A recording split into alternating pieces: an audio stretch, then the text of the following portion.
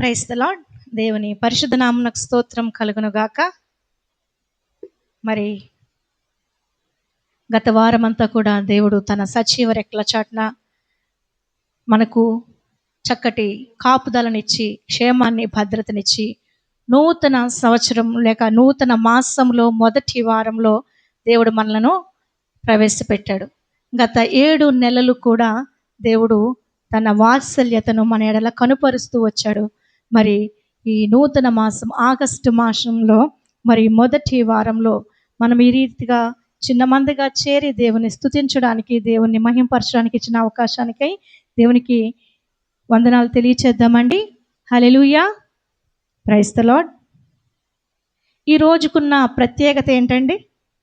ఈ రోజుకు ఒక ప్రత్యేకత ఉంది కదా, ఫ్రెండ్షిప్ డే, స్నేహితుల దినోత్సవము, స్నేహితుల రోజు అంటారనమాట. ఫ్రెండ్షిప్ డే ఎక్కడ చూసినా కూడా ఇప్పుడు వాట్సాప్ స్టేటస్లో చూస్తే ఫ్రెండ్షిప్ డే అని వాళ్ళు స్టేటస్ పెట్టుకుంటూ మనం చూస్తూ ఉన్నాం. అయితే చాలామంది క్రిస్టియన్స్ అయితే వాళ్ళు Jesus is my best friend, Jesus is my real friend, Jesus is my friend for ever, ఇలా రకరకాలుగా వాళ్ళు స్టేటస్ పెట్టుకోవడం చూస్తూ ఉంటాం. Jesus is my friend, Jesus is my best friend అని మరి గొప్పలకి చెప్పుకుపోవచ్చు, లేకపోతే ఇంకొకరిని ఇంప్రెస్ చేయడానికి, మరొకరి దృష్టిలో పడడానికి ఆ రీతిగా స్టేటస్ పెట్టుకుంటూ ఉండొచ్చు. కానీ నీవు తన స్నేహితుడని యేసయ్య అనుకుంటున్నాడా? స్నేహితులు అంటే పరస్పరం ఒకరి పట్ల ఒకరు స్నేహభావాన్ని కలిగి ఉంటారు, అది స్నేహితులు. ఒక్కళ్ళు స్నేహం చేసి మరొకరు చేయకుండా ఉండరు. మరి Jesus is my best friend, Jesus is my real friend అంటున్న నువ్వు కూడా సో అండ్ సో నా బెస్ట్ ఫ్రెండ్ అని యేసు ప్రభు నీ గురించి చెప్పగలుగుతున్నాడా? మన స్నేహం ఎవరితో ఉంది? ఒకవేళ యేసయ్యతో నీ స్నేహం అయితే మరి నీ ప్రవర్తన ఏ రీతిగా ఉంది? నువ్వు ఆయనతో ఏ రీతిగా స్నేహం చేస్తున్నావు? ఎందుకంటే ఆయన నీ స్నేహితుడు అని నువ్వు అనుకుంటాం కాదు. నువ్వు ఆయన స్నేహితులు కావాలంటే, మనము ఆయన స్నేహితులు కావాలంటే మనము చేయవలసింది ఏమిటో యోహాను సువార్తలో యేసు ప్రభు చెప్పున్న మాట ఒకసారి చదువుదామండి.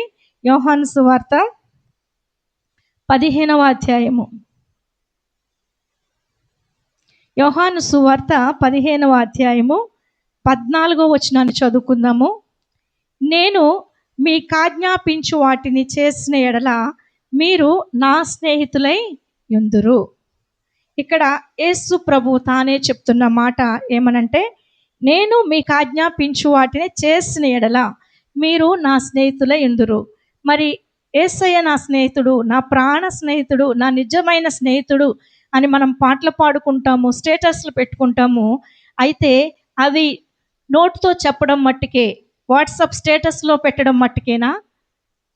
మరి ఇక్కడ చెప్పిన మాట, నేను మీకు ఆజ్ఞాపించిన వాటిని చేసిన ఎడల మీరు నా స్నేహితులై యుందురు. ఆయన చెప్పిన వాటిని మనం చేస్తున్నామా? ఆయన ఆజ్ఞాపించిన వాటిని మనం చేస్తున్నామా? ఒక్కసారి మనల్ని మనం చెక్ చేసుకోవాలి. ఆయన చెప్పిన ఏంటి? ఆయన ఆజ్ఞాపించిన వాటిని లేక ఆయన ఆజ్ఞలను మనము గైకొంటున్నామా? ఆయన ఆజ్ఞలను మనము గైకొంటున్నామా? ఆయన ఆజ్ఞలు ఏంటి? 10 ఆజ్ఞలు మనందరికీ తెలుసు. నేను తప్ప వేరొక దేవుడు నీకు ఉండకూడదు, పైన ఆకాశం అందే కానీ, క్రింద భూమి అందే కానీ, భూమి కింద ఉండు, నీళ్ళ అందే కానీ ఉండు, దేని రూపంనైనా నువ్వు చేసుకొనకూడదు, పూజించకూడదు, నమస్కరించకూడదు అని చెప్తూ, నీ దేవుడని యెహోవా నామమును వ్యర్థముగా ఉచ్చరింపకూడదు, పరిశుద్ధ దినమును విశ్రాంతి దినమును పరిశుద్ధంగా ఆచరించుట మానుకోకూడదు, ఇంకా నీ తల్లిదండ్రులను నువ్వు ఘనపరచాలి, లేకపోతే సన్మానించాలి, వారికి లోబడి ఉండాలి, నరహత్య చేయకూడదు, అబద్ధం ఆడకూడదు, వ్యభిచరింపకూడదు, నీ పొరుగు అనేది ఏది కూడా ఆశింపకూడదు. ఇలా 10 ఆజ్ఞలు మనందరికీ తెలుసు. వాటిని మనం పాటిస్తున్నామా? వాటిని పాటిస్తే మనము ఆయన స్నేహితులమని యేసు ప్రభువే చెప్తున్నాడు ఇక్కడ. వాటిని పాటించాలంటే మనం అంతకన్నా ఫస్ట్ మనం చేయవలసింది ఏంటంటే, ప్రతిరోజు కూడా ఇప్పుడు ఒక చిన్న లాజిక్, మనకందరికీ స్నేహితులు ఉన్నారు, ఫ్రెండ్స్ ఉన్నారు కదా. ఫ్రెండ్స్తో రోజుకి ఒక్కసారైనా మాట్లాడమా? ఒక్కసారైనా మాట్లాడతాం. చాలాసేపు మాట్లాడతాం. మరి యేసయ్య నీ స్నేహితుడైతే, యేసయ్య నీ ప్రాణ స్నేహితుడైతే, యేసయ్య నీ నిజమైన స్నేహితుడైతే, నువ్వు ఈరోజు యేసయ్యతో మాట్లాడావా? నువ్వు నిన్న యేసయ్యతో మాట్లాడావా? నువ్వు రోజు యేసయ్యతో మాట్లాడుతున్నావా? యేసయ్యతో మాట్లాడడం అంటే ప్రార్థన చేయడం, ఇంకోటి వాక్యాన్ని చదవడం. అది సహవాసం అన్నమాట. ఒక స్నేహ బంధం బలపడాలంటే ఇద్దరు కూడా కాసేపు టైం స్పెండ్ చేయాలి. కూర్చుని కష్ట సుఖాలు మాట్లాడుకోవడం, మరి మన యొక్క పరిస్థితి అంతటిని కూడా వివరించుకోవడం, లేకపోతే ఒకరికొకరు టైం స్పెండ్ చేయడం. మనం ఏం చేస్తామంటే మన ఫ్రెండ్స్ అందరితో టైం స్పెండ్ చేయడానికి మనకి టైం ఉంటుంది. చాలాసేపు మాట్లాడతాం, చాలాసేపు వారితో గడుపుతూ ఉంటాం. కానీ మన ప్రాణ స్నేహితుడైన యేసయ్యను మనం మాట మట్టుకే అంటామన్నమాట.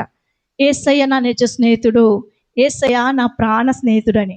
అసలు ఆయన ప్రాణ స్నేహితుడు ఎందుకయ్యాడు మనకి? ఆ పై వచనంలో మనం చూసినట్లయితే యోహాను సువార్త 15వ అధ్యాయము 13వ వచనంలో మనం చూసినట్లయితే, తన స్నేహితుల కొరకు తన ప్రాణమును పెట్టువాని కంటే ఎక్కువైన ప్రేమ గలవాడు ఎవడునూ లేడు. తన స్నేహితుల కంటే తన స్నేహితుల కొరకు తన ప్రాణం పెట్టువాని కంటే ఎక్కువైన స్నేహితుడు, లేకపోతే ఎక్కువైన ప్రేమ గలవాడు ఎవడునూ లేడు. కాబట్టి నీ కొరకు నా కొరకు ఆయన ప్రాణాన్నే ఇచ్చేశాడు. ఆయన ప్రాణం ఇచ్చి ఏమన్నాడంటే, మరలా నేను ఆజ్ఞాపించిన వాటిని మీరు గైకుంటే మీరు నాకు స్నేహితులై ఉంటారు అన్నాడు. ఆయన ఆజ్ఞాపించింది ఏంటంటే, నీ పూర్ణాత్మతో, పూర్ణ బలముతో, పూర్ణ శక్తితో నీ దేవుడైన యెహోవాను ప్రేమించాలి. రెండోది, నిన్ను వలె నీ పొరుగువాని ప్రేమించాలి. ఈ రెండు మనం చేసినప్పుడు నిజముగా మనం ఆయన స్నేహితులమే. అయితే మనము ఆయనతో స్నేహం చేస్తున్నామా, ఈ లోకంతో స్నేహం చేస్తున్నామా? మనల్ని మనమే పరీక్షించుకోవాలి. యాకోబు పత్రికలో ఒక చక్కటి మాట ఉంటుంది 4వ అధ్యాయంలో. ఒకసారి చూద్దామా? యాకోబు పత్రిక 4వ అధ్యాయము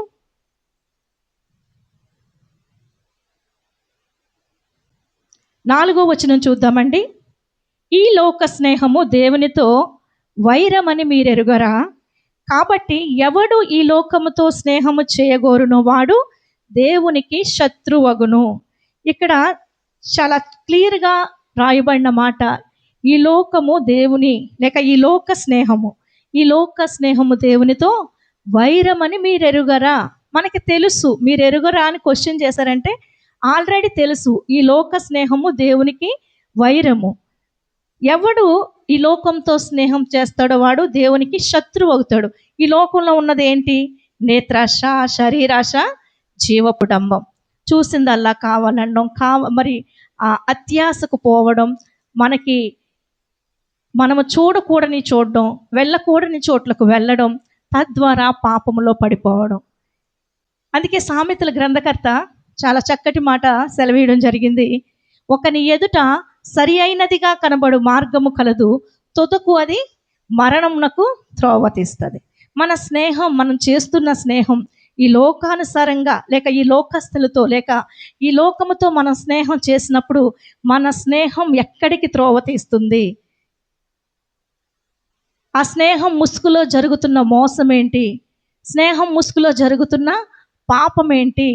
నువ్వు చేస్తున్న స్నేహం నిన్ను మంచికి నడిపిస్తుందా, చెడుకు నడిపిస్తుందా? ఈ రోజుల్లో స్నేహం ముసుగులో భయంకరమైన పాపం జరుగుతుంది. మనందరికీ తెలిసిందే భయంకరమైన పాపం. పబ్బులకు వెళ్ళడం, మందు తాగడం, మద్యానికి బానిసలైపోవడం, మరలా స్నేహం ముసుగులోని ఇవన్నీ సిగరెట్లకు బానిసలైపోవడం, గంజాయికి బానిసలైపోవడం, మాదక ద్రవ్యాలకు బానిసలైపోవడం, దాని కొరకు తల్లిదండ్రులను ఎదిరించడం, తల్లిదండ్రులకు తెలియకుండా తల్లిదండ్రుల దగ్గర నుంచి, లేక ఇంట్లో ఉన్న వస్తువులు పట్టుకుపోవడం, డబ్బు పట్టుకుపోవడం. చాలామంది ఈ మధ్య న్యూస్లో వింటూ ఉంటాం కదా, చైన్ స్నాచర్స్ ఎక్కువైపోతున్నారని. ఆ చైన్ స్నాచర్స్ ఎవరో తెలుసా? చాలా మంచిగా చదువుకుంటున్న విద్యార్థులే, స్టూడెంట్స్. వారు ఆ రీతిగా ఎందుకు తప్పుడు మార్గంలో, ఒక రాంగ్ రూట్లో ఎందుకు వెళ్తున్నారంటే, వాళ్ళు మాదక ద్రవ్యాలకి, చెడు వ్యసనాలకి బానిసలైపోయి వారి యొక్క అలవాట్లు తీర్చుకోవడానికి సరి అయిన ధనము లేక వారు దొంగలుగా మారిపోతున్నారు. ఈ లోక స్నేహము దేవునితో వైరమని మీరు ఎరుగరా అని చెప్తూ ఫస్ట్ మాట వ్యభిచారిణులారా అంటున్నాడు అక్కడ. ఎవరైతే ఈ లోకంతో స్నేహం చేస్తారో వారు వ్యభిచారులు అంటున్నారు. చాలా దుఃఖకరమైన సంగతి ఏంటంటే 2 రోజుల క్రితం TV9లో నేను ఒక న్యూస్ చూశాను. బెంగళూరులో కాలేజ్ పిల్లలకి టెస్టులు చేసినప్పుడు 7,000 మంది కాలేజ్ స్టూడెంట్స్కి HIV పాజిటివ్ అని వచ్చిందట. ఎంత భయంకరమండి. వాళ్ళందరూ కూడా 18 సంవత్సరాల నుంచి 24 సంవత్సరాల వయసులో ఉన్నవాళ్ళే. వాళ్ళు అంత భయంకరమైన వ్యాధికి, అంత భయంకరమైన మరణకరమైన స్థితికి ఎందుకు వాళ్ళకి కారణమయ్యారండి? వారి ఎదుట ఉన్న మార్గము సరైంది అనుకున్నారు, కానీ ఆ పాపపు మార్గము, ఆ విచ్చలవిడితనము వారిని దేనికి కారణం చేసింది? మరణానికి పాత్రులుగా చేస్తుంది. ప్రపంచం కూడా నివ్వెరపోయే మరి సంగతి ఏంటంటే, ఈ రీతిగా చాలామంది యువత విచ్చలవిడితనానికి అలవాటు పడి స్నేహము మత్తులో, స్నేహపు ముసుగులో వారి జీవితాలని పాడు చేసుకుంటున్నారు. చాలామంది స్టూడెంట్స్ ఆత్మహత్యలు చేసుకోవడానికి కారణం ఏంటంటే, మార్క్స్ తక్కువ రావడం అనేది సెకండరీ థింగ్. వాళ్ళు ఈ తెలిసి తెలియని తనంలో వారు చేస్తున్న తప్పులు, ప్రేమ మాయలో లేక ప్రేమ మత్తులో వాళ్ళు చేస్తున్న, లేక వాళ్ళు వేస్తున్న రాంగ్ స్టెప్స్, వారిలో అపరాధ భావం ఎక్కువైపోయి, గిల్టీనెస్ ఎక్కువైపోయి దాని నుంచి తప్పించుకోలేక వాళ్ళు అర్ధాంతరంగా తమ జీవితాల్ని చాలించుకుంటున్నారు. ఒకరి ఎదుట సరైనదిగా కనబడు మార్గం, పర్వాలేదు బాగానే ఉంది, అందరూ నా ఫ్రెండ్సే, వాళ్ళు తాగుతున్నారు, వాళ్ళకి ఏం అవ్వలేదు, నేను తాగితే ఏమవుతుంది, వాళ్ళు ఆ రీతిగా డ్రెస్అప్ అవుతున్నారు, నేను వేసుకుంటే ఏమవుతుంది అని ఎదుటి వారిని చూసి తమ్మును తాము కూడా అలా మార్చుకుని పాపానికి దాసులైపోతున్నారు. తద్వారా మరణానికి వాళ్ళు పాత్రులైపోతున్నారు. దేవుని ప్రేమను పొందకుండా, లేక దేవుని కృపకు దూరం అయిపోతున్నారు. ఈ రోజుల్లో నీ స్నేహం ఎవరితో? మనల్ని మనమే చెక్ చేసుకోవాలి, మనల్ని మనమే సరి చేసుకోవాలి. నువ్వు స్నేహితులని భ్రమపడుతున్న వాళ్ళు నిన్ను పాపానికి లోను చేస్తున్నారు, లేకపోతే పాపానికి నడిపిస్తున్నారు. కానీ నిజమైన స్నేహితుడు విడువక ప్రేమించును, దుర్దశలు అట్టివాడు సహోదరుని కంటే కూడా లేక హత్తుకుంటాడనమాట. దుర్దశలో అతివాడు సహోదరుడుగా ఉంటాడనమాట. నీకు కలిగిన ప్రతి పరిస్థితిలో కూడా నీకు తోడుగా ఉంటాడు. ఆ నిజమైన స్నేహితులు ఎవరో మనమే చెక్ చేసుకోవాలి. ఫ్రెండ్స్ ఉండొద్దా అంటే ఫ్రెండ్స్ ఉండాలి, వాళ్ళతో నువ్వు ఫ్రెండ్షిప్ చేయాలి. కానీ క్లోజ్గా మూవ్ అవ్వడం మాత్రం ఒక బిలీవర్ తోటే అవ్వాలి నీ స్నేహం. ఈ లోకానుసారమైన స్నేహం వద్దు. ఈ లోకానుసారమైన స్నేహం నిన్ను పాపానికి నడిపిస్తుంది. ఈ లోకానుసారమైన స్నేహం నిన్ను శాపానికి గురి చేస్తుంది. కాబట్టి ఎవడు లోకముతో స్నేహం చేస్తాడో వాడు దేవునికి శత్రువు అవుతాడు అనమాట. నువ్వు దేవునితో స్నేహం చేయాలనుకుంటున్నావా? లోకాన్ని ద్వేషించాలి, లోకాన్ని అసహించుకోవాలి. యెహోవా యందు భయభక్తులు కలిగి ఉండటం అంట చెడుతనమును అసహించుకొనుటయే. యెహోవా యందు భయభక్తులు కలిగి ఉండుట అంటే చెడుతనమును అసహించుకొనుట. అది చెడు, అది మంచిది కాదు అన్నప్పుడు దాని జోలికి వెళ్ళకపోవడమే మంచిది. నా ఫ్రెండ్స్ వెళ్తున్నారు కదా, వాళ్ళకి ఏం అవ్వలేదు కదా, నేను వెళ్దాము అనుకుంటే నువ్వు నాశనానికే పోతున్నావు, మరణానికి పాత్ర అవుతున్నావు.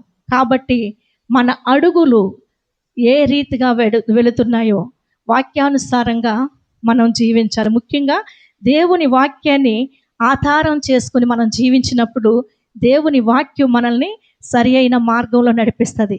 వాక్యమైన దేవుడు యేసయ్య అంటే వాక్యం. ఆదియందు వాక్యం ఉండెను, వాక్యము దేవుని యొద్ద ఉండెను, వాక్యము దేవుడై ఉండెను. యేసయ్య నీ స్నేహితుడైతే ప్రతిరోజు నువ్వు ఆయనతో సహవాసం చేస్తావు.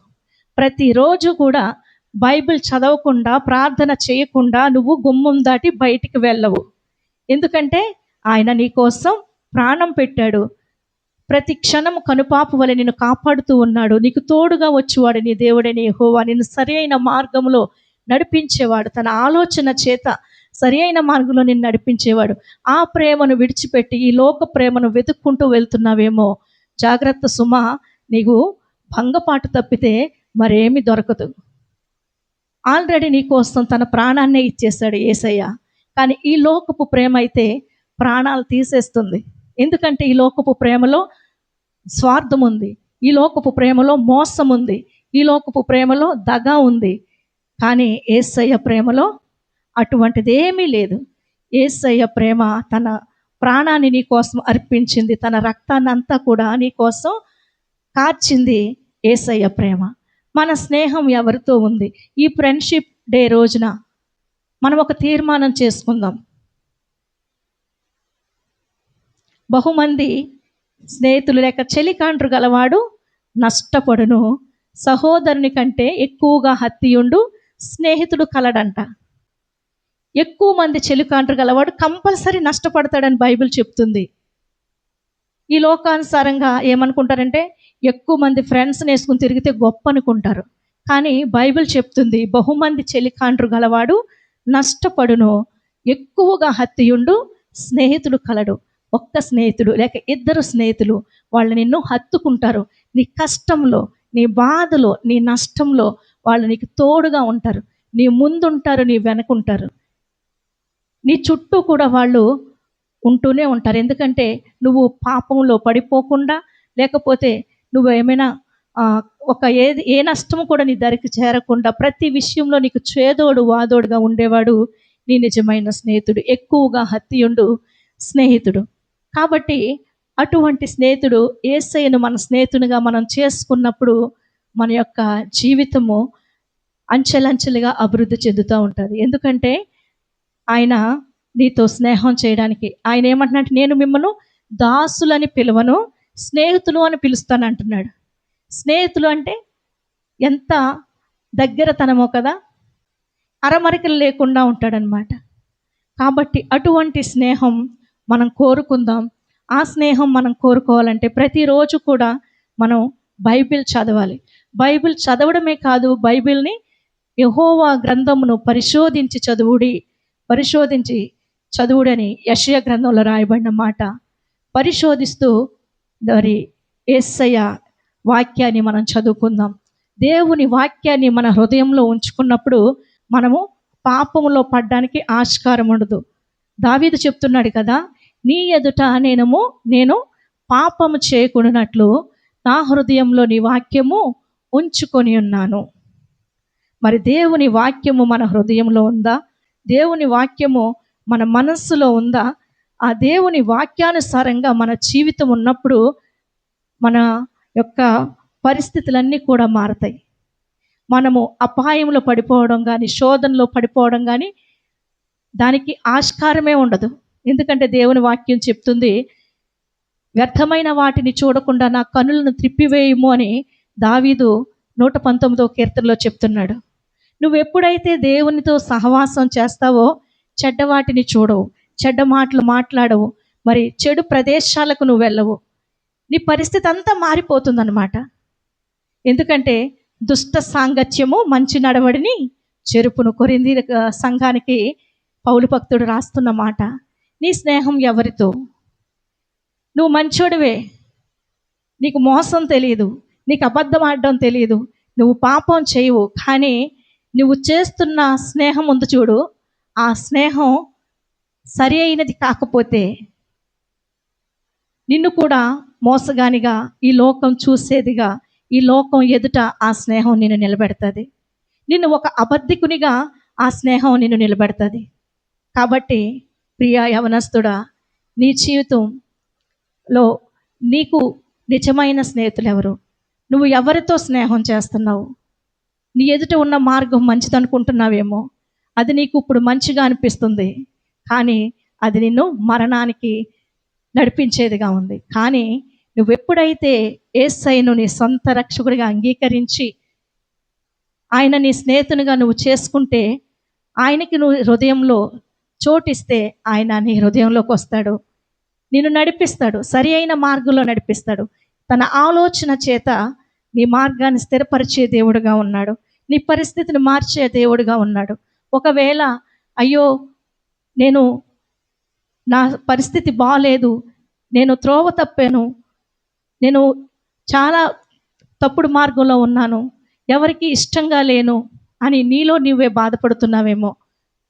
కానీ ఇప్పుడైనా సరే యేసయ్య దగ్గరికి వచ్చి యేసయ్యను సొంత రక్షకుడిగా అంగీకరించి నీ ప్రతి పాపాన్ని ఆయన ముందు ఒప్పుకున్నప్పుడు ఆయన నమ్మదగినవాడు, నీతిమంతుడు కాబట్టి నీ ప్రతి పాపాన్ని కూడా క్షమించి తన పరిశుద్ధ రక్తంలో నీ పాపాన్ని కడిగి సమస్త దుర్నీతి నుండి కూడా నిన్ను ఆయన పవిత్రులుగా చేయడానికి సిద్ధంగా ఉన్నాడు. కాబట్టి ఇప్పటికైనా సరే యేసయ్య ఇది మొదలుకొని నీకు నచ్చినట్లుగా, లేకపోతే నీ చిత్తం ఎరిగి నేను ప్రవర్తిస్తాను, నా జీవితాన్ని నేను నీకు అర్పిస్తానని ఆయన దగ్గర నువ్వు ప్రార్థన చేసినప్పుడు, నీ జీవితాన్ని ఆయనకి ఇచ్చినప్పుడు, నీ జీవితాన్ని ఆయన చేతుల్లో పెడితే నీ పరిస్థితిని మార్చడానికి ఆయన సిద్ధంగా ఉన్నాడు. నువ్వు ఏ స్థితిలో ఉన్నా అయినా సరే, నువ్వు దుఃఖంలో ఉన్నావా, వేదనలో ఉన్నావా, రోదనలో ఉన్నావా, శోధనలో ఉన్నావా, కొన్నిసార్లు ఆ చిక్కులు పెట్టిన పాపంలో పడి బయటికి రాలేకపోతున్నావా, ఒక్కసారి ఆయన వైపు చూడు. ఆ పాపము నుంచి నిన్ను బయటికి తీయడానికి ఆయన సిద్ధంగా ఉన్నాడు. దానికి నువ్వు చేయవలసినది చిన్న ప్రార్థన. యేసయ్య నన్ను క్షమించు, నన్ను నీ బిడ్డగా చేసుకో అని ఎప్పుడైతే ఆయన పాదాల చెంతకు వస్తావో దేవుడు తన బిడ్డగా నిన్ను అంగీకరించడానికి సిద్ధంగా ఉన్నాడు. కాబట్టి ఈ ఫ్రెండ్షిప్ డే రోజున మనం నోటుతో చెప్పడం కాదు, Jesus is my friend, Jesus is my best friend, Jesus is my real friend, నోటుతో చెప్పడం కాదు, దానికి తగ్గట్టుగా మన ప్రవర్తన ఉంటుందా. ప్రతిరోజు ఆయనతో సహవాసం చేయాలి, ఆయనతో గడపాలి, వాక్యాన్ని ధ్యానించాలి, వాక్యాన్ని చదవాలి, ప్రార్థించాలి, ఆయనను స్తుతించాలి. ఆ రీతిగా ఉన్నప్పుడు మనము ఫలభరితమైన జీవితాన్ని జీవిస్తాము, అనేక మందికి ఆశీర్వాదకరంగా ఉంటాము. మనల్ని చూసినప్పుడు మన చుట్టూ ఉన్నవాళ్ళు ఎవరబ్బా వీళ్ళకున్న ప్రత్యేకత ఏంటి అని మనల్ని చూసి మన ద్వారా వాళ్ళు కూడా మరి మారడానికి, లేకపోతే మరి వారి జీవితాలను మార్చుకోవడానికి ఒక ఆస్కారం ఏర్పడుతుంది. ఆ రీతిగా ఉండాలంటే మన స్నేహం లోకంతోనా యేసయ్యతోనా మనం తీర్మానించుకుందాం. కొన్నిసార్లు ఈ లోకానుసారమైన ఆశలను బట్టి, లోకానుసారమైన స్నేహాన్ని బట్టి ఆయనను నిర్లక్ష్యం చేస్తున్నాం. కానీ ఇది మొదలుకొని మొదటి స్థానాన్ని ఆయనకి ఇద్దాం, ఆయన చిత్తమెరిగి ప్రవర్తిద్దాం. ఎందుకంటే అబ్రహాముని దేవుడు చెప్పిన మాట ఒకసారి అది చదువుదాము. యాకోబు పత్రిక 2వ అధ్యాయం 23వ వచనం చదువుకుందామండి. యాకోబు పత్రిక 2వ అధ్యాయము 23వ వచనము. కాబట్టి అబ్రహాము దేవుని నమ్మెను, అది అతనికి నీతిగా ఎంచబడెను అను లేఖనము నెరవేర్చబడెను, మరియు దేవుని స్నేహితుడని అతనికి పేరు కలిగెను. అబ్రహాము దేవుని స్నేహితుడు. మరి అబ్రహాం ఒక్కడే దేవుని స్నేహితుడు కాదు. మనం ఫస్ట్ చదువుకున్నాం కదా, మీరు నా ఆజ్ఞలను అనుసరించిన ఎడల, లేదా నా ఆజ్ఞలను గైకుంటే మీరు నా స్నేహితులు అవుతారు అని చెప్పాడు కదా యేసయ్య. నువ్వు కూడా యేసయ్య స్నేహితుడు అవుతావు, నేను ఆయన స్నేహితురాలను అవుతాను. కాబట్టి అబ్రహాం ఏ రీతిగా అయితే దేవుని స్నేహితుడని పేరు పొందాడో మనము కూడా ఆ కోవలోకి వెళ్ళాలన్నమాట. ఎందుకంటే అబ్రహాము దేవుని నమ్మాడు, ప్రతి పరిస్థితిలో దేవుని మీద ఆధారపడ్డాడు, ఏ విషయంలో కూడా మరి తను వెనకడుగు వేయలేదు. నిరీక్షణకు ఆధారము లేనప్పుడు అబ్రహాము దేవుని నమ్మాడు. మరి నీ ప్రతి పరిస్థితిలో నువ్వు ఆయన మీద ఆనుకుంటున్నావా? ఆయన మీద నువ్వు ఆనుకున్నప్పుడు దేవుడు నిన్ను పూర్ణ శాంతి గలవానిగా చేసే దేవుడుగా ఉన్నాడు. కాబట్టి మరి ఆయన చిత్తమెరిగి మనం ప్రవర్తిద్దాం. ముఖ్యంగా ఆయన స్నేహితులుగా మనం ఉండాలంటే ఆయన ఆజ్ఞాపించిన వాటిని మనము గైకొందాం, వాటి ప్రకారం నడుచుకుందాం. దేవుని ఆజ్ఞానుసారంగా నడిచినప్పుడు మనము ఆయన స్నేహితులము అని దేవుడు చెప్తున్నాడు. కాబట్టి అటువంటి ఆశీర్వాదం మనం పొందుకుందాం, అనేక మందికి మనము కూడా దీవెనగా ఉందాము. దేవుని కృప మనందరికీ తోడైండును గాక. ప్రార్థన చేసుకుందామండి.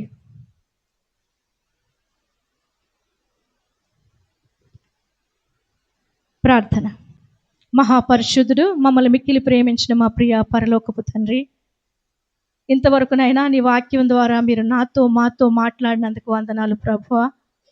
అవును తండ్రినైనా, నీవు ఆజ్ఞాపించిన వాటిని మేము చేయనప్పుడు ప్రభా, మేము నీ స్నేహితులుగా ఉంటామని నీ వాక్యం ద్వారా మాట్లాడిన దేవుడు ప్రభా.